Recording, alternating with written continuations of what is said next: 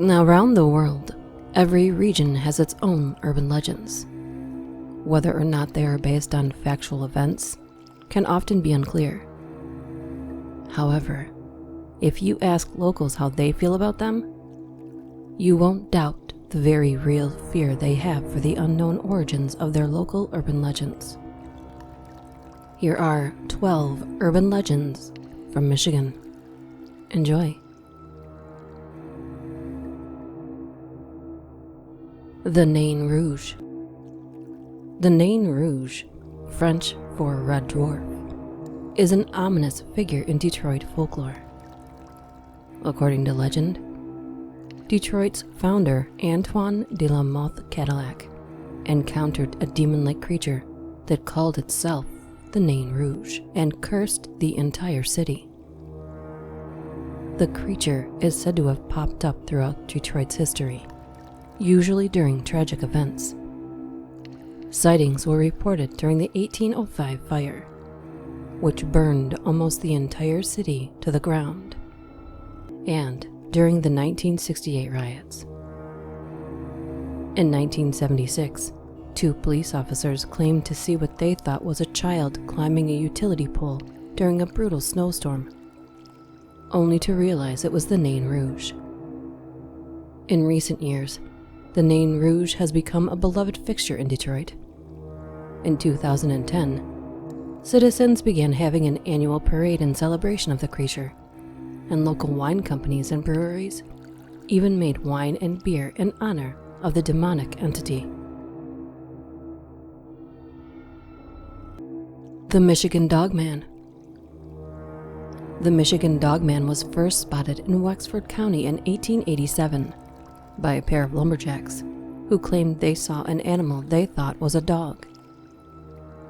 Upon chasing down the animal out of curiosity, they discovered it was actually a dog's head attached to a man's body.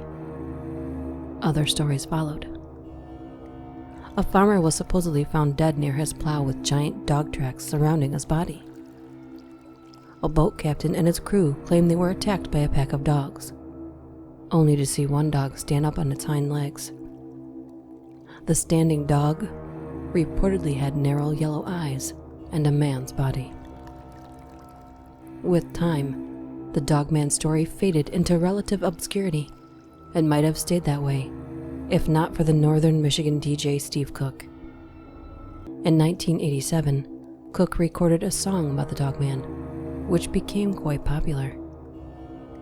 This led to increased public interest in the Dogman, and perhaps, due to the power of suggestion alone, more and more residents reported sightings after the song's release.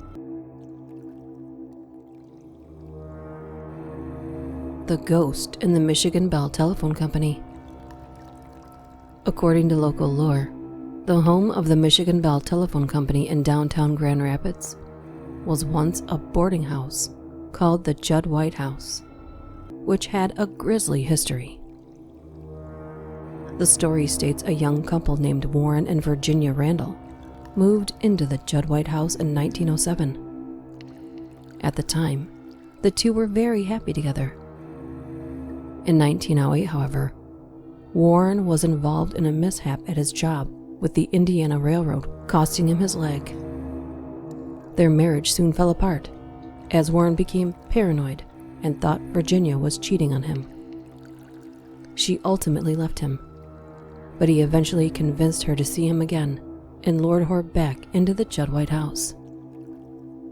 Warren then bludgeoned Virginia with his wooden leg before tearing a gas fixture from the wall. As the fumes began to fill the room, he took a straight razor and slit his own throat. Complaints of a terrible odor led to the authorities discovering the bodies. The boarding house was eventually demolished, and Michigan Belle Telephone Company built their offices on the empty lot. While the story isn't found in any official records, many locals believe it to be true. People claim they can still hear the Randalls wailing in the night and the tapping sound of Warren's wooden leg.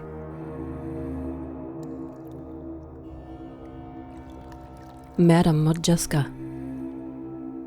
If you find yourself in the Upper Peninsula, you may want to see a show in Calumet, Michigan's historic Calumet Theater. Home to many local productions, the theater also allegedly houses the ghost of Polish opera singer Madame Helen Modjeska. Modjeska died in 1909, a few years after the theater opened, and had performed there 3 times prior to her passing. Many actors and visitors have reported seeing Madame Modjeska over the years. In 1958, an actress fumbled over her lines during a performance of The Taming of the Shrew. She claimed Madame Modjeska appeared to her on the theater's balcony and mouthed the lines. Technical directors and janitors have also caught glimpses of the ghostly figure. There have also been reports of unexplained music, random cold breezes, and door handles that lock on their own.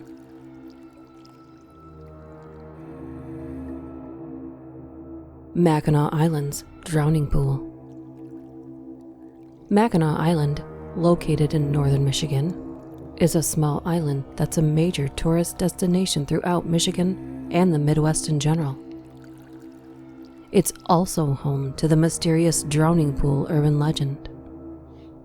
According to the story, throughout the 1700s and 1800s, 7 women were accused of witchcraft and taken to the Mackinac Island lagoon for a test. The women then had rocks tied to their feet and were thrown into the waters. If the women were witches, according to local superstition, they could save themselves from drowning. You can still visit the lagoon where the trials allegedly occurred.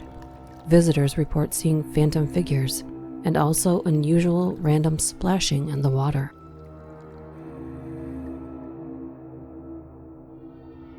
The Melon Heads.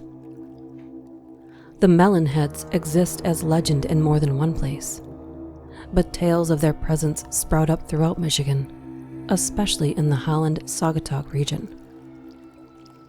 Origin stories vary, but many talk about a hospital treating children with hydrocephalus, a condition that causes water on the brain and can lead to an enlarged skull. The Melon Heads appear as small figures, the size of children, with large round heads. In some stories, the hospital shut down, leaving the children with nowhere to go, so they began living in the woods. In other stories, the doctor was abusive to the children and they ran away, killing the doctor first in some versions, and took up residence in the forest.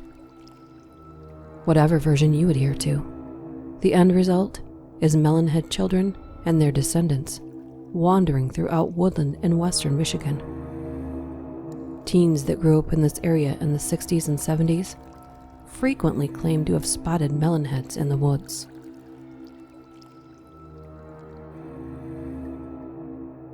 The Lake Michigan Triangle. Some say that Michigan has its own version of the Bermuda Triangle, located between Ludington, Benton Harbor, and Manitowoc, Wisconsin. Common creepy occurrences here include shipwrecks, UFO sightings, and missing planes. The disappearance of Captain George Donner of the O.M. McFarland is one of the spookier tales of the triangle. Supposedly in 1937, the freighter was within the triangle when Donner disappeared from his cabin. The cabin was locked from the inside. He was never found aboard the ship, and no one could ever figure out where he'd gone. Another tragedy occurred in 1950 when the Northwest Flight 2501 disappeared over the triangle while traveling from New York to Seattle. The fact that the plane crashed into Lake Michigan is undisputed, but the plane itself was never found.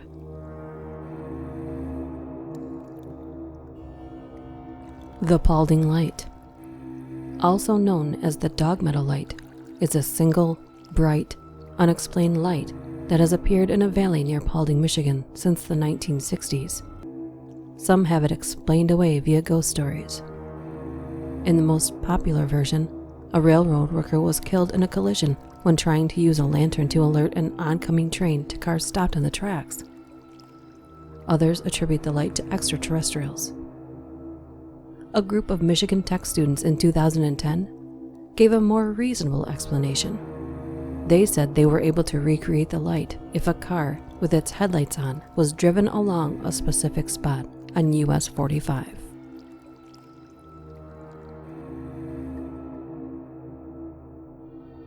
The Ada Witch. An old legend revolves around a cemetery in Ada, Michigan, where folks say you can encounter the Ada Witch. According to the story, sometime in the 1800s, a man discovered that his wife was having an affair. After catching her in bed with another man, he murdered her and then attacked her lover. The men fought so violently, they both ended up mortally wounded and died. The woman in question became known as the Ada Witch and is believed to be buried under a broken tombstone in Finley Cemetery. People say they can hear the sounds of two men grappling and can sometimes even see the ghostly apparition of the Ada Witch, who appears as a woman in white. Legend says she hangs out by her own grave frequently. However, the grave in question likely does not belong to a murdered adulteress. Evidence suggests the grave belongs to a woman who died of typhoid in 1870 at the age of 29.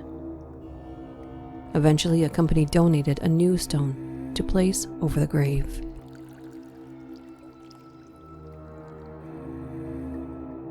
The Holly Hotel. The Holly Hotel in Holly, Michigan is a historic hotel that survived two fires. One on January 19, 1931, and the second, January 19, 1996.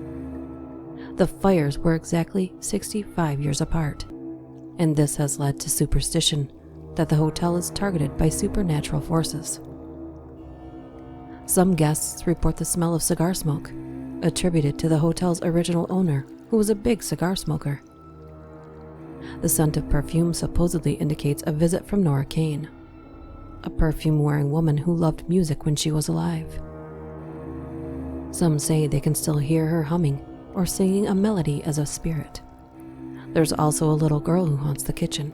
Luckily, if you're planning a stay, all the hotel's spirits are supposed to be benevolent.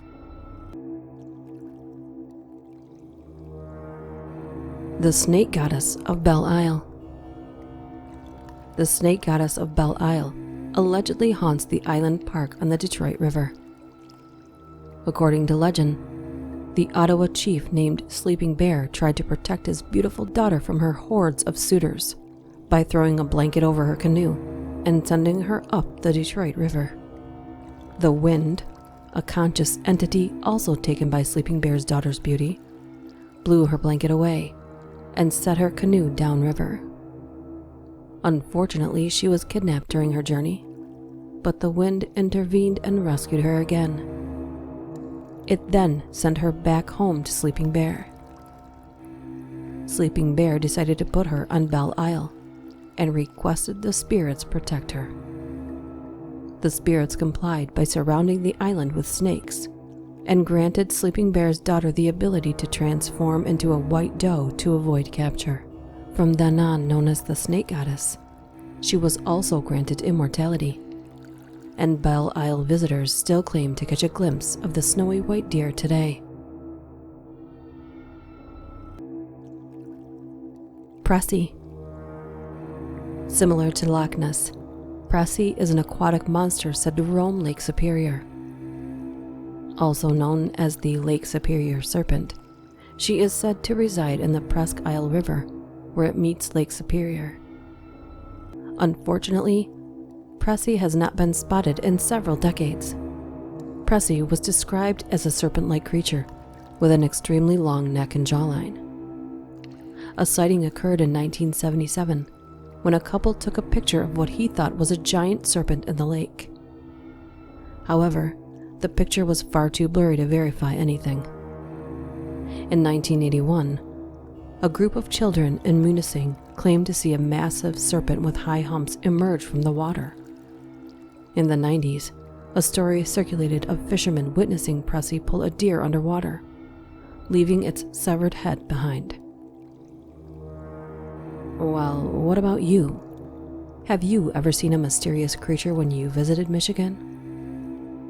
Or have you feared your own backyard because of these tall tales? Personally, as a resident of Michigan myself, and given the current water crisis in Flint, we would be lucky if Pressy was the only mysterious creature lurking in the deep waters. See you next time.